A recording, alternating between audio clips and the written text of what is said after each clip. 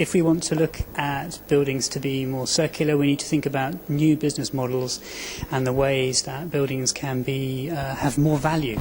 So we need buildings that can be adapted to new uses. We need buildings that can be disassembled at end of life, and buildings that we can reclaim the materials and treat them as materials banks, where we maybe put some materials in and then 30 years later we can reclaim those materials and use them in other buildings, or recycle the buildings and get it back. We could even look at buildings that we can disassemble on one site and maybe reuse on another site.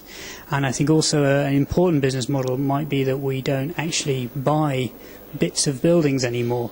So maybe we can lease or rent the building, or rent bits of the building. So Philips Lighting has a model where you lease the lighting and you don't buy it, and then you're not responsible for it. You're only responsible for paying Philips some money, some rent every month, and they're responsible for the upkeep, the maintenance, the repair, the replacement, and the end of life of those products. So it becomes a whole new way of thinking about buildings. I think in every country we are going to have lots of difficulties with changing the way that people think about our buildings and I think about the supply chain. But in the book I've put lots of examples and case studies of people that, despite the systems and the policies that are there at the moment, that are trying to do these things and are succeeding. So some manufacturers are starting to come up with different business models, like Philips, and some developers and accountants, architects, and all sorts of people are coming up with new ideas.